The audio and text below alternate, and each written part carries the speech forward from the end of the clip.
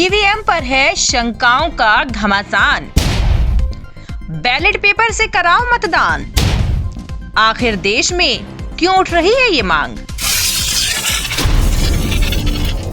जी हाँ, आज के जिस दौर में हम जी रहे हैं उसमें बहुत मामूली सी बात है किसी भी चीज का हैक हो जाना, फिर चाहे वो किसी का मोबाइल हो, किसी का अकाउंट हो या किसी भी प्रकार का सॉफ्टवेयर हो। ऐसे में एक बहुत बड़ा सवाल ये सामने आ रहा है कि लोकतंत्र के निर्माण में अहम भूमिका निभाने वाली ईवीएम मशीन भी हैक हो सकती है। जी हाँ, सवाल लोकसभा चुनाव 2024 के पहले 5 राज्यों में आए नतीजों के बाद सामने आया है, जिसमें एक बार फिर से विपक्ष ने अपनी हार का ठीकरा ईवीएम पर फोड़ा है। सपा मुखिया अखिलेश यादव समेत तमाम राजनीतिक दलों के नेताओं ने ईवीएम पर सवाल उठाते हुए बैलेट पेपर से चुनाव कराने की मांग की है। हालांकि ईवीएम पर बीजेपी ने भी 2009 में सवाल खड़े किए थे, लेकिन 2014 में केंद्र की सत्ता में आने के बाद बीजेपी खुलकर ईवीएम से चुनाव कराने की पक्ष धर रही है। वहीं अब जब 2024 लोकसभा चुनाव नजदीक आ रहा है तो विपक्ष बैलेट से चुनाव की मांग कर रहा है। वहीं एक और बुद्धिजीवी वर्ग और आम लोगों का भी कहना है कि जिस मशीन में चिप है उसे हैक किया जा सकता है। साथ ही ये भी कहना है कि जब दुनिया के सबसे ताकतवर देशों में बैलेट से चुनाव हो सकता है तो हमारे देश में क्यों नहीं। वहीं राजनीतिक विश्लेषक ने लोकतंत्र का हवाला देते हुए कहा है कि जब समूचा विपक्ष बैलेट से चुनाव की मांग कर रहा है तो केंद्र सरकार को एक बार ईवीएम की जगह बैलेट से चुनाव करा देना चाहिए, ताकि विपक्ष की आशंकाएं दूर हो जाए, साथ ही आम लोगों के मन में जो शंका है वो भी खत्म हो जाए। दरअसल देश में पहले बैलेट से ही चुनाव होता था, लेकिन 1982 में पहली बार केरल के एक विधानसभा चुनाव में ईवीएम का इस्तेमाल किया गया था। जब पूरे देश में ईवीएम के जरिए लोकसभा और विधानसभा चुनाव कराए जा रहे हैं। 2004 से 2019 तक 4 लोकसभा चुनाव ईवीएम से हुए हैं। इसमें 2 बार कांग्रेस और 2 बार बीजेपी जीती है। वहीं जैसे जैसे चुनाव में बीजेपी की जीत और विपक्षी दलों की हार हो रही है, वैसे वैसे ईवीएम पर सवाल उठने लगे हैं। बैलेट से फिर से चुनाव कराए जाने की मांग उठने लगी है।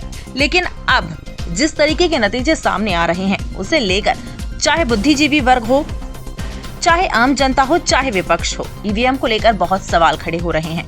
इन सब के बारे में लोगों का क्या कहना है, आइए आपको भी बताते हैं।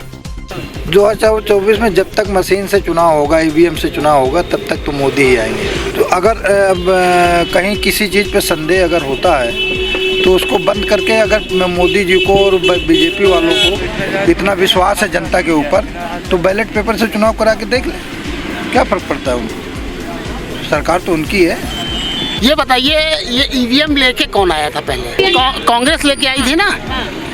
जब 2 बार यूपीए की गवर्नमेंट बन चुकी ईवीएम से 2 बार। जो राजनीति करता है उसको, जो विपक्षी पार्टी है उनको भी आंकड़े मालूम है। अच्छा। कि क्या होगा ये आप जान लीजिए। और यदि ईवीएम पे पब्लिक क्वेश्चन मार्क लगा रही है, ठीक है, तो पब्लिक की बात को सुनते हुए गवर्नमेंट को कुछ ऐसा पारदर्शी निर्णय लेना चाहिए ईवीएम पर, जो ईवीएम से जब चुनाव हो तो बिल्कुल पारदर्शी हो, बिल्कुल उसमें किसी तरह का कोई क्वेश्चन मार्क ना लगा पाए। सुप्रीम कोर्ट ने कहा था कि वीवीपैट की गिनती कराई जाए, क्यों नहीं कराई गई? भाई पारदर्शिता कैसे लाएंगे? पारदर्शिता कैसे लाएंगे? हम भी तो कह रहे हैं कि ना ईवीएम बंद करें। जब यहाँ का लोकतंत्र, जो हमारा चुनाव की बागडोर चुनाव आयोग के पास होती है ना, और चुनाव आयोग विधेयक पास करके चीफ जस्टिस ऑफ इंडिया को हटा दिया, अपना हो गए, प्रधानमंत्री हो गए और एक मंत्री रख दिए और एक विपक्ष का नेता रख दिए, तो चीफ जस्टिस को क्यों हटा दिया? विधेयक क्यों इनको लाना पड़ा? इनकी सोच में खोट है। तो या तो उसको बंद कर दीजिए, अगर नहीं बंद करते हैं तो जो हमने कहा कि भाई वीवीपैट पर्चियाँ उसमें जो निकलती है पूरी पर्चियों की काउंटिंग करा लीजिए। यदि ईवीएम जारी रही तो 2024 बाद जो युवा बेरोजगार हो गए हैं वो गृहयुद्ध के लिए तैयार हो जाएंगे।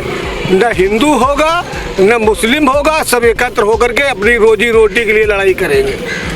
ईवीएम तो एक ऐसी चीज़ है कि जिसके चलते यदि ये चाहें तो जीत सकते हैं, क्योंकि सारी प्रशासनिक जो है इनकी मशीनरी है, डीएम से लेकर निचले स्तर से लेकर के सारों को, सबको जो है अपनी सर्विस का डर है।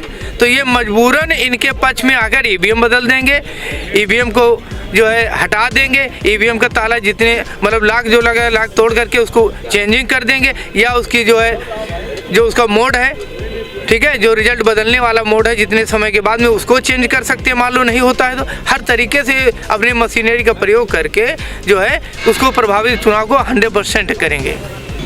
ईवीएम अगर गलत होती तो परिणाम दूसरी जगह क्यों दूसरे पक्ष में चले जा रहे हैं। जब वोटिंग शुरू होती है तो शुरू होने के पहले सारे कैंडिडेट बुलाए जाते हैं और उसको चेक कराया जाता है कि वोट सही पड़ रहा है गलत पड़ रहा है। पूरा चेक होने के बाद तब ईवीएम चालू की जाती है वोटिंग के लिए। इस पूरे मामले पर आपकी क्या राय है? क्या आपको लगता है कि ईवीएम से चुनाव होना चाहिए या आपको लगता है कि अब फिर से बैलेट पेपर से ही चुनाव होना चाहिए?